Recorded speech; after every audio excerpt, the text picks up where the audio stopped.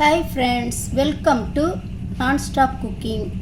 இன்றைக்கி நம்ம செய்ய போகிற ரெசிபி கேரட் பீன்ஸ் முட்டை பொரியல். இது நல்ல ஒரு ஹெல்த்தியான சைட் டிஷ். இது குழந்தைங்கள்லாம் நல்லா விரும்பி சாப்பிடுவாங்க. வாங்க இது எப்படி செய்கிறதுன்னு பார்க்கலாம்.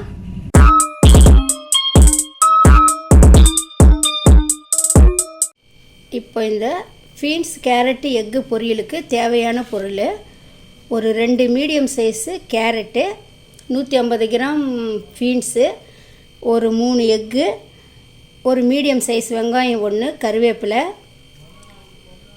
ஒரு 5-6 பல் பூண்டு நசுக்கி வச்சுருக்கேன், பச்சை மிளகா ஒரு 3 பச்சை மிளகா கட் பண்ணி வச்சுருக்கேன். இப்போ வாங்க எப்படி செய்யலான்னு பார்க்கலாம்.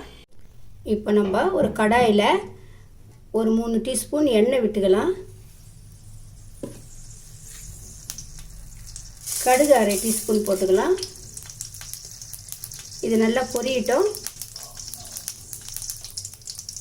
கடுகு பொரிஞ்ச உடனே நம்ம பூண்டு 4 பல் தட்டி வச்சுருக்கிறத போட்டுடலாம். பச்சை மிளகாய்,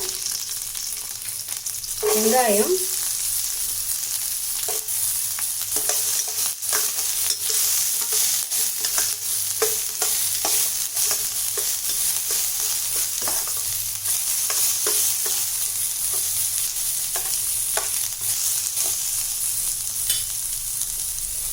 கருவேப்பிலை போட்டுக்கலாம்.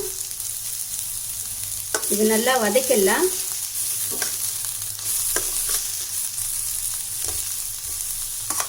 வெங்காயம் நல்லா வதங்கணும்.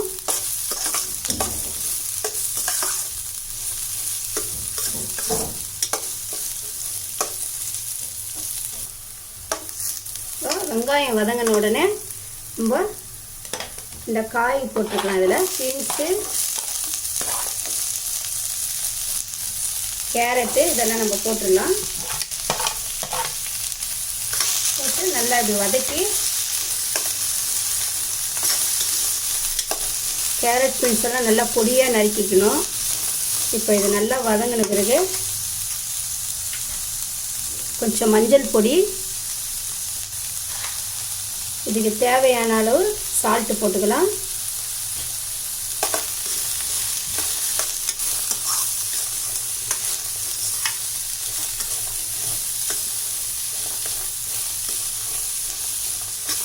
இப்போ இது நல்லா வதங்கிடுச்சு.